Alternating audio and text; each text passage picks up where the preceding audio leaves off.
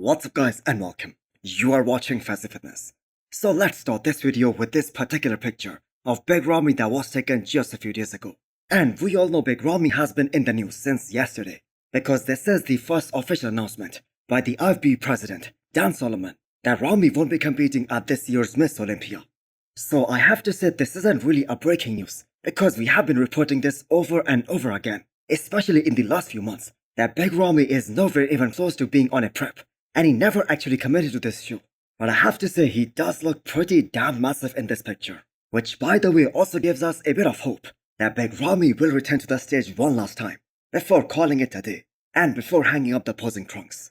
So if we think about it, in an ideal scenario, Big Ramy has nothing left to prove. His legacy has already been cemented as a 2-time Miss Olympia champion. One of the biggest guys this sport has ever seen. And also financially he is very well established now. So the thing is, there is gonna be very little motivation in terms of the financial gains, in terms of the prize money. I mean, even if he plans to return for one last dance, for one final ride, that won't be for the prize money. And the only thing that will make him come back is his love for competition, is his love for the sport of bodybuilding. Because the last time we heard him talking about a comeback, that is when Big Ramy mentioned this, that he doesn't care about the placings. He just wants to compete for the love of it. So not sure whether the IFB Pro League, they want him as the guy winning some big shows, especially now. And by the way, that isn't me or us fans speculating. It was Phil Heath who made this statement after Big Ramy's last show, the Arnold 2023, where Phil Heath thought that he was so unfairly placed. Since Nick Walker has signed up with Raw Nutrition, they have started this new series. And that is on Nick Walker's journey to this year's Miss Olympia. So episode 2 dropped a few hours ago, where Nick Walker dives deep into his current mindset, as literally nobody thinks that he has a shot at winning this year's Miss Olympia. So the thing is, Nick Walker is entering this year's Miss Olympia as a big underdog. Because the thing is, some people have Hadi winning, some have Derek winning, some even have Samson Dauda and Andrew Jack winning. But no one thinks that Nick Walker is in contention. Now the thing is, Nick Walker thrives in this kind of environment. Now this statement right here, that is what makes people think that Nick Walker is being overconfident. But now, I would like to win at least 5 Olympias and 4 Arnolds before I decide to really call it quits. 5 Miss Olympia titles.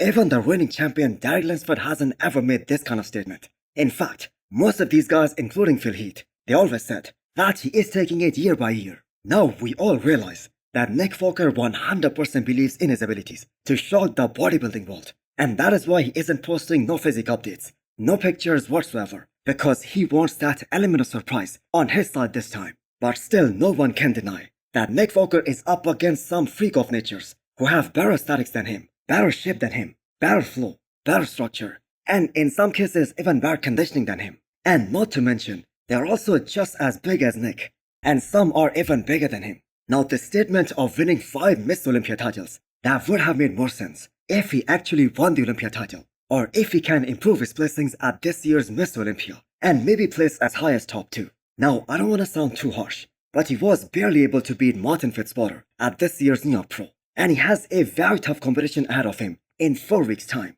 And another thing that I do want to mention here is that, with the current state of bodybuilding, especially men's open, as we are watching the judges being inclined more towards more aesthetic physiques, do you guys think Nick Walker has any chance of fighting for this year's Miss Olympia title?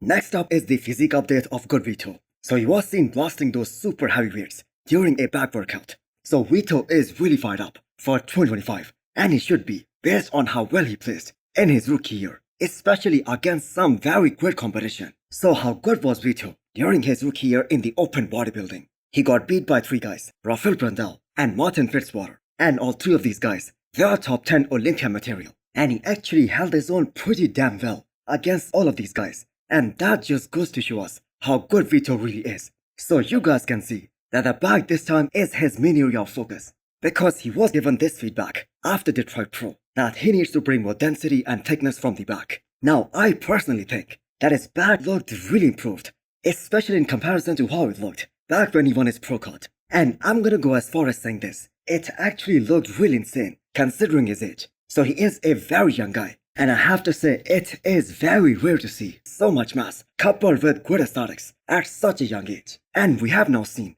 that he has this ability to get insanely peeled and truly shredded. Now his quads are already one of the best in the business. And not only are they very well separated, they are feathered as well. And they are so damn humongous. So Chris Vito has done a wonderful job with good Vito in the last 2 years. So Vito won his pro card by the end of 2022. And there is a night and day difference if we compare that old physique that got him the pro card versus this recent one that we saw this year's at the Arnold, and especially the one that we saw at this year's Detroit Pro. Lots of great talent bringing their absolute best to this year's classic physique Miss Olympia. So the one I want to talk about here, that is Matt Greggo. So there is some crazy amount of dance muscle on this guy, and sometimes you wonder, how are some of these taller guys, how are they making that weight cutoff? So his current look right now, that has already beaten his past Neo Pro look, and that too by quite some margin. And that was the show that he won to earn his Olympia spot for this year. So he looks bigger everywhere except his waistline, which I have to say actually looks smaller than ever. So as you guys already know, that he trains with the current Miss Olympia Derek Lansford, and both these guys are super strong, especially when it comes to moving some serious amount of weights. So coming from men's physique, all the way to qualify for classic physique Miss Olympia for the second time in his career, that in itself I have to say is a huge accomplishment. Actually, I think Matt Greggo maybe needs to slow down just a bit. Because the thing is, if he continues to get bigger at this rate, if he continues to pack on more muscle, we are gonna see him in the men's open bodybuilding sooner than later. So Matt's conditioning looked so insane just before New York Pro, where his coach Chris Vito was checking on him. And I'm gonna say, looking at these updates, he is most probably gonna surpass that conditioning at this year's Miss Olympia. Based on what we saw at this year's Texas Pro, Lis Breed is entering UK Pro as a contender to fight for the title and also secure his first ever Miss Olympia qualification. Andrea Presti, who we all know, is a 3 times former Olympian and also a 3 times Portugal Pro champion, and who just placed second behind Hunter Labrada at this year's Italy Pro. He is certainly the favorite to win this show. But the thing is, this is bodybuilding we are talking about, and a lot can change, for better or for worse, in just a week's time. So this is Lis Breed, checking in today, doing his morning rounds, and the man looks so damn shredded and dry.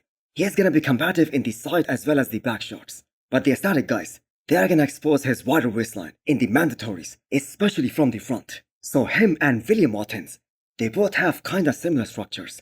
Very thick, very dense. I mean, these guys have muscles on top of muscles. But at the same time, they're lacking the aesthetics, they're lacking that shape, and they have a wide waistline. So William Watkins also released a new physique update today, and he is gonna be one of the heaviest guy on the stage. But the thing is, he needs to bring back that 2022 look, that kind of conditioning when he was working with Chris Vito, because his look at the Arnold Classic Brazil back in 2022, that was the most convincing one so far. And although he has put on a tons of size, but that hasn't really translated on the stage in any of the shows that he has done afterwards. So UK Pro is the final Olympia qualifier for 2024, and I believe that is gonna be one great show as well. So do you guys think Lis or William Watkins can cause an upset and beat guys like Andrea Presti and Patrick Moore?